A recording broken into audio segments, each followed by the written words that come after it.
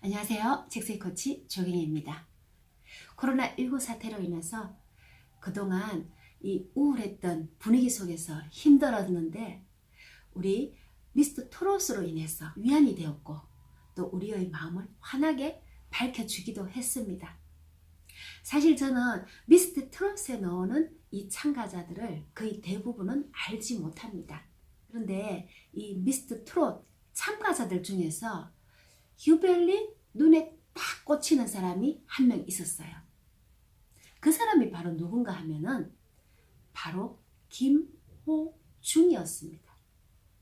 이 김호중을 제가 어떻게 알게 되었냐 하면은 과거 SBS 스타킹에서 김호중이 고딩 파바로티로 출연한 적이 있었습니다. 고딩 파바로티로 출연을 하면서 자신이 학교에서 문제아였던 것을 반성을 하고 서수용 선생님에게 성악을 제대로 배우기 시작했다면서 이 부르는 노래는 정말로 제 귀를 의심할 정도였습니다. 고등학생이 부르는 노래 소리로는 너무나 훌륭했었던 것이었죠.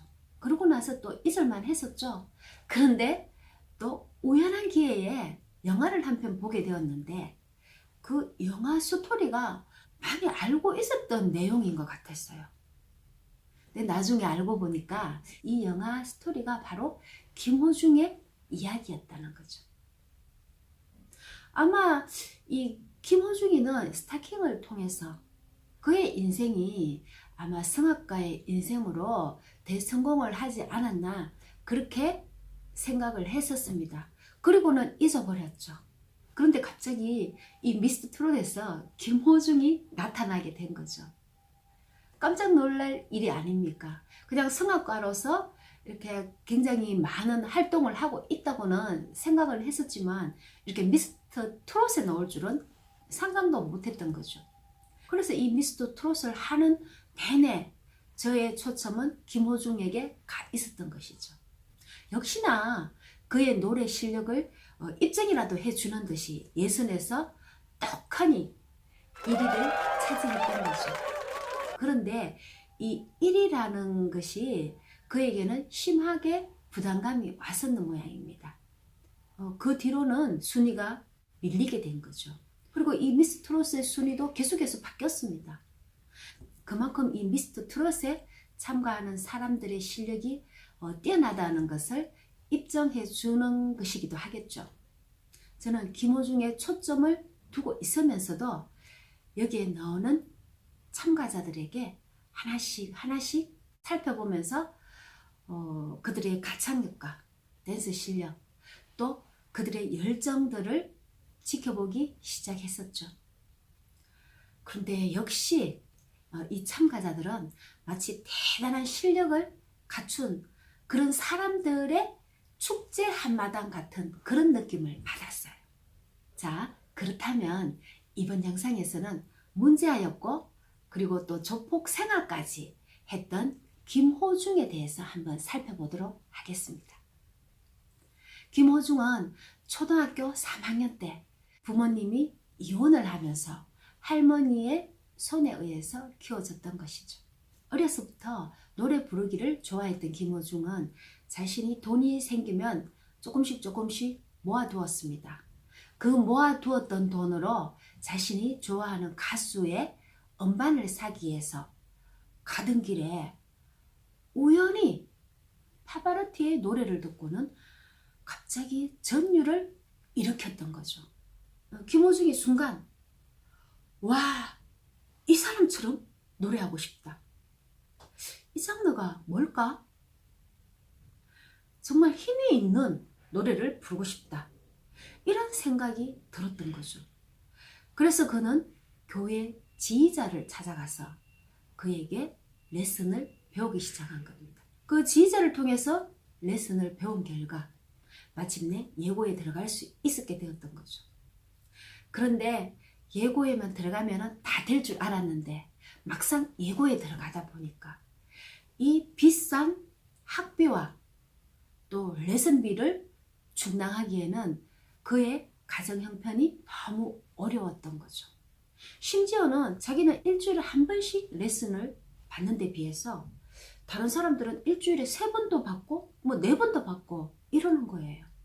그래서 처음에는 의아하게 생각을 했는데 나중에 알고 보니까 그것도 다 레슨비를 따로 내야 된다는 거였죠. 그래서 그가 생각하기를 이 음악도 돈이 있어야 할 수 있구나.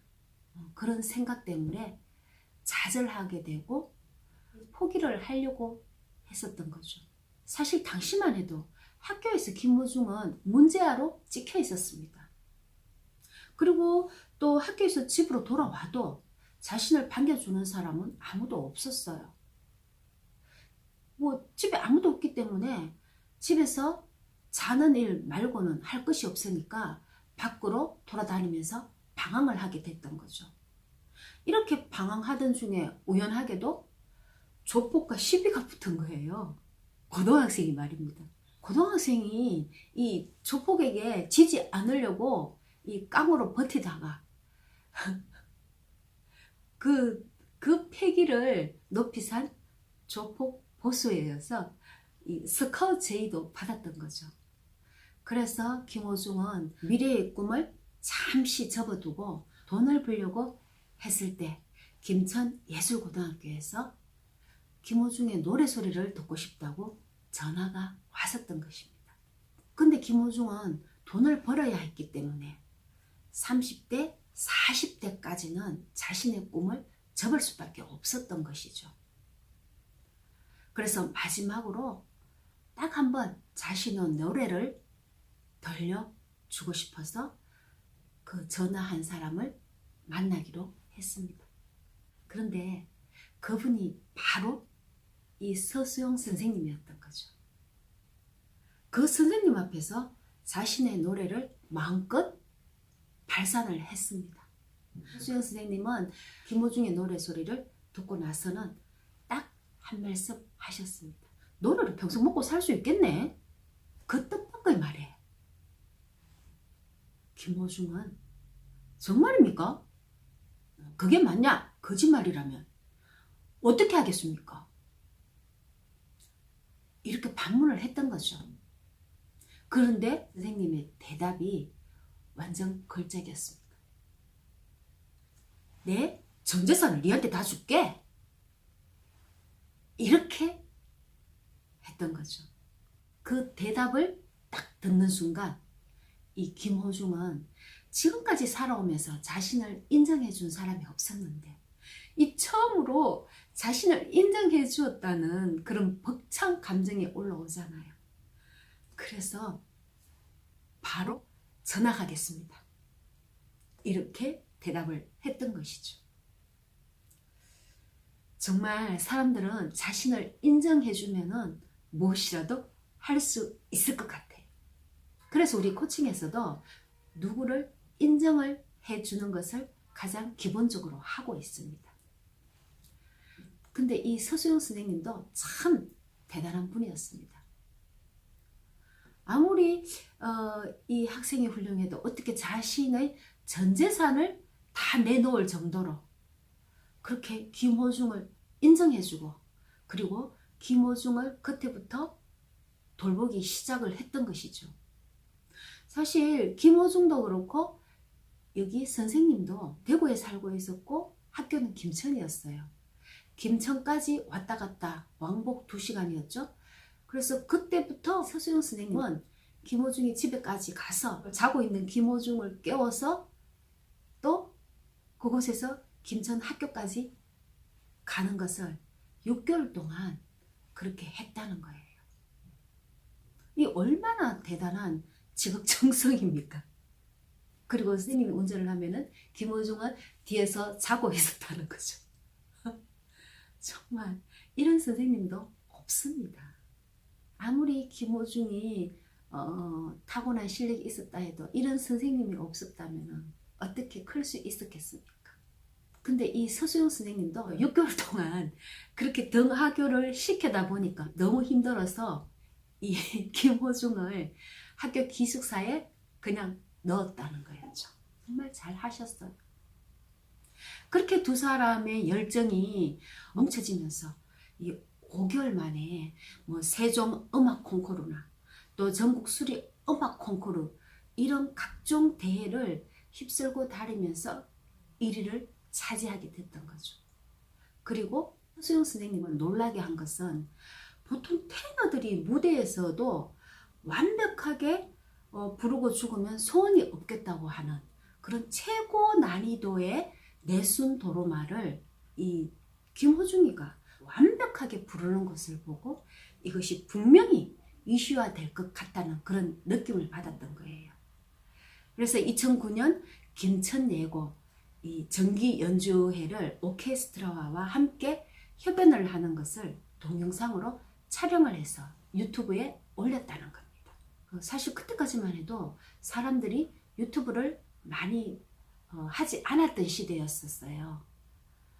그런데 이 유튜브 조회 결과가 10만 회가 넘었다는 것은 엄청나게 이슈화가 되었다는 것이죠. 그래서 고딩 파바로티가 되어서 SBS 스타킹에도 출연하게 되고 그렇게 함으로 인해서 또 사람들에게 알려지는 새로운 전환점을 맞게 되는 거죠. 2009년도에는 대통령 표창 대한민국 인재상을 비롯해서 스타킹을 본 이 영화 제작진에 의해서 김호중의 인생 스토리를 영화로 만들기도 했었던 것이죠.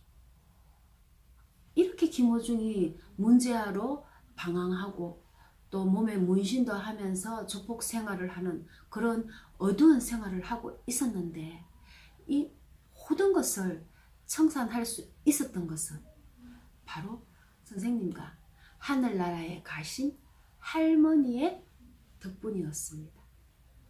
할머니께서 유언처럼 남긴 이 마지막 말씀이 누구에게도 주먹 쓰지 말고 또 괴롭히지 말라는 거였어요. 비록 할머니께서는 떠났지만 선생님은 자신을 친자식처럼 지켜주고 오늘의 김호중을 만들어 주었던 것입니다. 김호중은 할머니의 말씀을 새겨듣고 선생님의 도움으로 인해서 독일 유학뿐만 아니라 거의 전 세계의 무대에 섰을 정도로 큰 인물이 되어서 돌아왔던 것입니다. 그런데 이렇게 미스터 트롯에 등장하니까 아마 저뿐만 아니라 많은 분들이 관심을 한 몸에 받았을 것으로 생각을 하고 있습니다. 저는 노래는 잘 못합니다. 그래도 듣는 귀는 있기 때문에 김호중이가 예선전에서는 자신의 가창력과 이 존재감을 멋지게 보여주었습니다. 그리고 팀 미션에서도 아주 연기력까지 발산하는 환상적인 무대를 만들지 않았습니까? 다만 에이서진끼리의 대결에서는 이 1위라는 엄청난 부담감과 또 성대 결절로 인해 갖고 약간 미비했다고는 하지만은 그렇지만은 마지막 결승전에서는 어땠습니까? 이 고맙소를 부를 때는 정말 마치 천상의 목소리가 울려 퍼지는 것 같았어요. 이 고맙소의 노래는 인간 김호중이 스승의 은혜를 잊지 못해서 부르는 이 가슴 뭉클한 노래는 정말 100만 불짜리의 노래였습니다. 그리고 그는 자신만이 낼 수 있는 최대의 무기를 쏟아냈던 것입니다. 그 무기는 다름 아닌 저음에서는 대중가요의 감성과 그리고 고음에서는 이 테너의 이음까지 이 마음껏 발산한 엄청난 무대였던 것이죠. 그의 무대에 압도되어서 완전히 소름을 느낄 정도였었어요. 그리고 이어지면서 이 가슴 뭉클하면서 뜨거운 눈물이 흘러내리는 것은 왜 그럴까요? 그것은 바로 이 스승에게 바치는 노래가 그대로 우리 마음에 이 진실되게 다가왔기 때문입니다. 지금까지 스승에게 입은 은혜를 노래로 바치는 그가 정말 바른 인성을 가진 참으로 아름다운 사람이었던 것이죠. 그는 미스터 트롯 진이 되는 것보다도 그동안 많은 사람들로부터 사랑을 받아왔기에 그 보답으로 자신의 노래를 들려주는 것이라고 생각을 했기 때문에 온 마음을 다하여 불렀던 것입니다. 그리고 무엇보다도 이 김호중이는 지금까지 우리가 성악을 어렵게 생각을 했잖아요. 어렵고 따분하게만 생각했던 많은 사람들에게 대중적으로 다가오게 만들어 주었고, 또 가볍게 여긴 이런 트로트를 아주 고급지게 격상시켜준 이 시대의 최고의 인물이라고 생각이 됩니다. 따라서 이 미스터 트롯의 진보다도 더 값진 이 대한민국 예술계에서 대상을 주어도 아깝지 않을 그런 사람으로 우리 마음속에 기록이 될 것입니다. 현재 김호중은 생각을 보여주는 엔터테인먼트로 소속사를 옮겼습니다. 그리고 무료 콘서트로 봉사도 많이 하고 있습니다. 관심 있으신 분들은 김호중의 팬카페 검색하시면 쉽게 찾을 수가 있을 것입니다. 이처럼 많은 사람들에게 인생을 살아가면서 자신의 능력을 빨리 깨우치고 또 그것을 사람들에게 나누어 주는 이런 것들은 정말 아름다운 일입니다. 이 세상이 모두 그런 아름다운 사람들로 가득 찬다면 정말 살맛 나는 세상이 되지 않을까요? 그럼 오늘도 모두 행복한 하루를 보내시면서 구독, 좋아요도 눌러주세요. 감사합니다.